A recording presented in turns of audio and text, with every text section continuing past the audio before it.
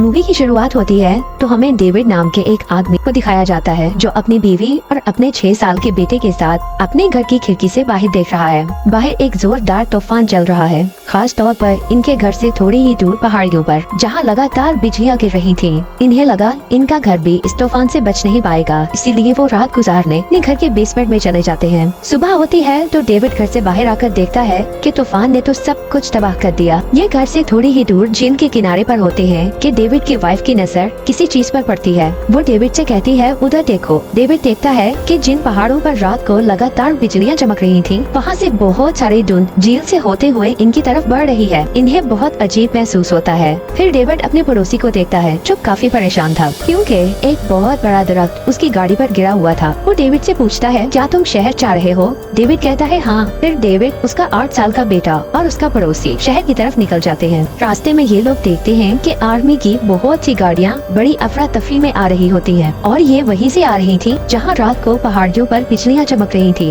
और धुंध भी वहीं से आ रही थी। डेविड का पड़ोसी पूछता है क्या तुम जानते हो आर्मी वाले इस जगह क्या करते हैं? डेविड कहता है मुझे नहीं पता, हो सकता है वहाँ कोई रिसर्च बेस हो। फिर ये लोग सुपरमार्केट पहुँच जाते हैं, लेकिन यहाँ पर बहुत ज्यादा भीड़ थी। रात को आने वाले तूफान से सब लोग बहुत डरे हुए थे और खरीदारी कर रहे थे ताकि अपने घरों में खाने पीने और जरूरत के सामान को स्टोर कर सकें। फिर एक बूढ़ा आदमी भागते हुए आता है जो कि जख्मी भी था। वो कहता है इस धुंध में जरूर कुछ है और फिर धुंध का एक बड़ा सा बादल इनके पूरे शहर को अपनी लपेट में ले लेता है। फिर एक आदमी अपनी गाड़ी की तरफ भागता है क्योंकि वो जल्द अज जल्द अपने घर जाना चाहता था और अगले ही सेकंड वो धुंध इस आदमी की गाड़ी के चारों तरफ फैल जाती है और फिर उस आदमी के चीखने चिल्लाने की आवाजें आने लगती हैं। उस आदमी के चीखने की आवाजें सुनकर सुपरमार्केट में जितने भी लोग थे वो सब बहुत डर जाते हैं और सब दरवाजे बंद कर लेते हैं। देखते ही देखते ये धुंध पूरे शहर में फैल चुकी थी। सुपरमार्केट में मौजूद सभी लोग बेहद डरे हुए थे। अब इससे पहले कि ये लोग कुछ समझ पाते वहाँ ज़लज़ला आने लगता है। लोग और ज्यादा घबरा जाते हैं। ये धुंध कहाँ से आई है और ये सब क्या हो रहा है, किसी को कुछ पता नहीं। सब लोग खौफ का शिकार हैं। फिर एक लेडी को दिखाया जाता है जो अपने घर वापस जाना चाहती है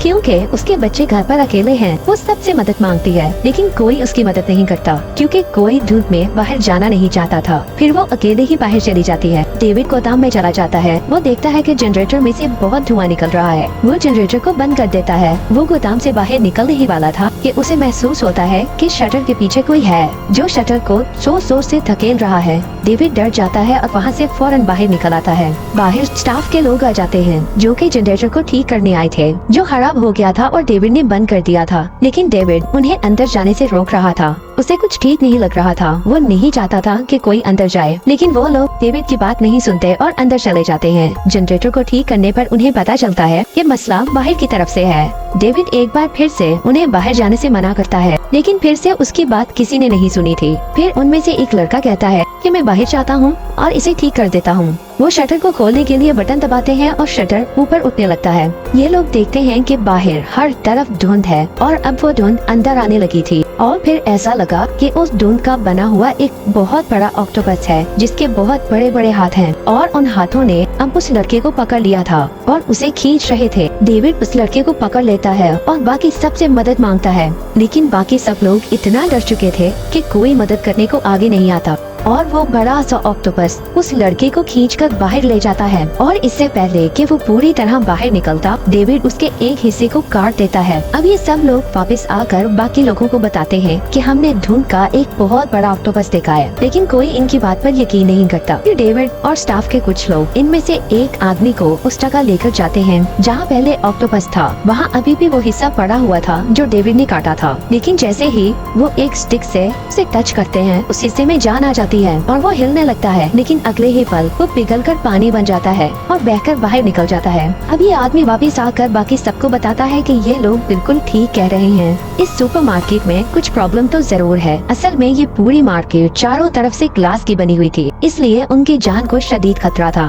अब जो लोग इनकी बातों पर यकीन कर लेते हैं वो कांच की दीवारों और दरवाजों को मुख्तलिफ चीजों से कवर करने लगते हैं। डेविड का पड़ोसी जो कि अभी भी यकीन नहीं कर रहा था, वो कहता है सब झूठ है, मैं बाहर जाऊंगा और कुछ और लोग भी उसके साथ बाहर जाने को तैयार हो जाते हैं। डेविड अपने पड़ोसी से कहता है कि तुम अपनी कमर पर रस्सी बांध लो, लेकिन वो ऐसा करने से मना कर देता है। फिर एक और शख्स कहता है कि मैं अपनी कमर पर रस्सी बांधूंगा और वो लोग धुंध में बाहर निकल जाते हैं। अब वो रस्सी जो डेविड ने पकड़ रखी थी और उस आदमी ने अपनी कमर पर बांध रखी थी, वो खींचना शुरू हो जाती है। ये लोग मिलकर उस रस्सी को खींचते हैं और ये देखकर हैरान हो जाते हैं कि उस आदमी का आधा जिस्म ही उस रस्सी के साथ वापस आता है। ये देखने के बाद अब सब लोग बहुत ज्यादा डर गए थे। अब शाम होने लगी थी और जनरेटर बंद होने की वजह से अंधेरा होने लगा था। ये सब लोग टॉर्च जला लेते हैं, लेकिन थोड़ी ही देर बाद सुपरमार्केट में शीशे की बनी दीवारों पर उड़ने वाले कीड़े बैठने लगे थे, जो कि काफी बड़े साइज के थे और ये कीड़े आज से पहले कभी किसी ने नहीं देखे थे। वहाँ मौजूद सब लोगों के दिलों में खौफ था, क्योंकि ये कांच से बनी हुई दीवारें ज्यादा मजबूत नहीं थी। और हद तो तब हो जाती है जब इन बड़े बड़े कीड़ों को खाने के लिए बड़े बड़े परिंदे आ जाते हैं, और ये भी इन कीड़ों की तरह दूसरी दुनिया के ही थे। अब इनमें से एक आदमी कहता है कि ये कीड़े लाइट्स की तरफ अट्रैक्ट हो रहे हैं, सब लाइट्स बंद कर दो। लेकिन एन उसी वक्त जनरेटर ऑन हो जाता है और सुपरमार्केट पूरी तरह से रोशन हो जाती है। और अब एक कीड़े को पकड़ते हुए एक परिंदे ने कांच तोड़ दिया था और अब ये कीड़े और परिंदे अंदर आने लगे थे। अब इन्होंने एक लड़की को भी काट लिया था, जिससे थोड़ी ही देर में उसकी मौत हो जाती है। एक और आदमी जो आग से इन जानवरों को जलाने की कोशिश करता है, लेकिन आग उसे खुद को ही लग जाती है। यहाँ पर एक और लेडी होती है जिसके सामने एक परिंदा आता है, जिसके काटने से शायद वो मर जाए, लेकिन वो डरने की बजाय गॉड से प्रे करने लगती है और वो बड़ा सा परिंदा उसे काटे बगैर ही वापस चला जाता है, जिसे देखकर वहाँ मौजूद सब लोग उस लेडी के गर्विदा हो जाते हैं। उस लेडी का मानना था कि वो गॉड से बातें कर सकती है। और अब यहाँ बग्स के काटने से बहुत से लोग जख्मी थे। डेविड के साथ मिलकर कुछ और लोग डिसाइड करते हैं कि पास वाले मेडिकल स्टोर से कुछ दवाइयाँ लाएंगे। अब ये लोग किसी तरीके से पास वाले मेडिकल स्टोर में पहुँच जाते हैं और वहाँ से कुछ दवाइयाँ लेते हैं। तब ही इनकी नजर एक आर्मी ऑफिसर पर पड़ती है। इसको मकड़ी ने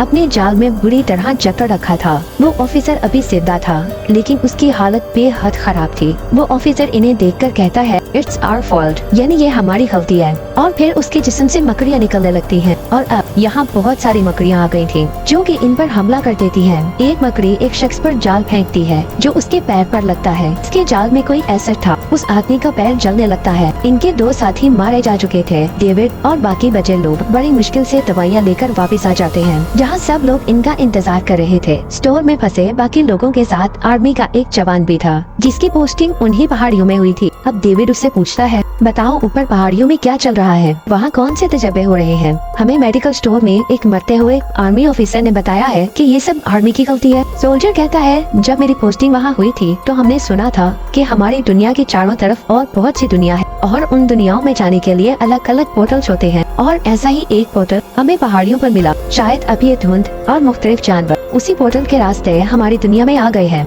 वो लेडी जिसका कहना था कि वो गॉड से बातें कर सकती है, वो सोल्जर पर इल्जाम लगाने लगती है। वो कहती है, तुम लोगों ने गॉड की बनाई हुई दुनिया से छेड़छाड़ की है, तुम लोगों ने कुदरत के कानून को तोड़ा है, दूसरी दुनिया का दरवाजा खुल चुका है, अब इस सब की सजा बाकी सबको भी मिलेगी, तुम लोगों ने बहुत बड़ा गुनाह कर दिया है। अब इस लेडी की ऐसी जज्बाती बातें सुनकर वहाँ एक शख्स तो गुस्से में पागल ही हो जाता है। उसे लगता है कि ये इस आर्मी वाले की वजह से हुआ है और वो उस सोल्जर को चाकू मार देता है। अब वो लेडी कहती है कि इस सोल्जर को उठाकर बाहर फेंक दो ताकि दूसरी दुनिया के जानवर उसे खा ले, और लोग उसे उठाकर बाहर फेंक देते हैं। वो सोल्जर बड़ी मेहनत से मदद करता है कि मुझे अंदर आने दो, लेकिन कोई उसकी बात नहीं सुनता। अगले ही पल उसके पीछे एक बहुत बड़ा जानवर आता है जो उसे अपनी तरफ खींच लेता है, यानी कि उसकी मौत हो चुकी थी। सब लोग ये देख रहे थे। अब ये लोग रात किसी न किसी तरह यहीं गुजारते हैं। अगले दिन डेविड और कुछ और लोग डिसाइड करते हैं कि वो सुपरमार्केट से बाहर निकल जाएंगे, और जब ये लोग सुपरमार्केट से बाहर निकलने ही वाले थे तब वही लेडी इनसे कहती है,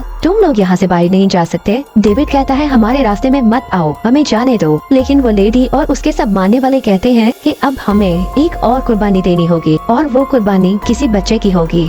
उसे भी वैसे ही बाहर फेंका जाएगा जैसे एक दिन पहले सोल्जर को फेंका गया था, और वो जिसकी बात कर रहे थे वो कोई और नहीं बल्कि डेविड का बेटा था। अब डेविड और उसके साथ के लोग उसे ऐसा करने से रोकते हैं। तभी एक शख्स जो डेविड की साइड पर था वो गोली चला देता है और गोली उस लेडी को लग जाती है और वो मौके पर ही मर जाती है। अब डेविड और उसके साथ के कुछ लोग स्टोर से बाहर निकल जाते हैं। ये किसी तरह डेविड की गाड़ी तक पहुंचना चाहते थे, लेकिन इससे पहले ही इनके सामने एक बहुत बड़ा जानवर आ गया था जो इनमें से एक को उठाकर मार देता है और इनके दो साथी बकरियों का शिकार बन जाते हैं। मगर अब ये किसी तरह गाड़ी तक पहुंच गए थे। ये सब गाड़ी में बैठते हैं और डेविड गाड़ी स्टार्ट करके अपने घर की तरफ चल देता है। हर तरफ धुंध ही धुंध फैली हुई थी और उस धुंध में अजीबोगरीब जानवर, जगह जगह लोगों की लाशें पड़ी थी। डेविड अपने घर को देखता है जो मुकम्मल तौर पर तबाह हो चुका था और उसकी वाइफ भी अब जिंदा नहीं बची थी। डेविड पूरी तरह से टूट जाता है। वो दुखी दिल के साथ गाड़ी चलाकर आगे बढ़ जाता है और तब ही उसकी गाड़ी के सामने से एक बहुत बड़ा जानवर गुजरता है।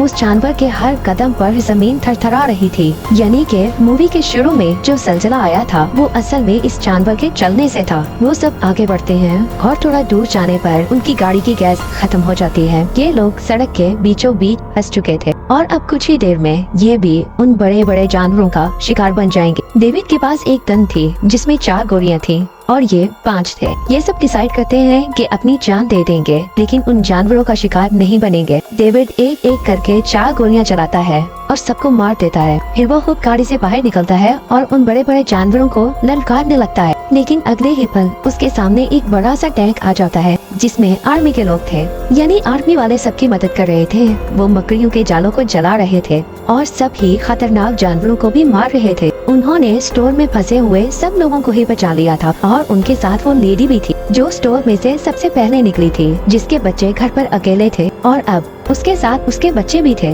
अब डेविड समझ नहीं पा रहा था कि उसके हाथों ये क्या हो गया। उसके दिलो दिमाग में दुख और पछतावा था।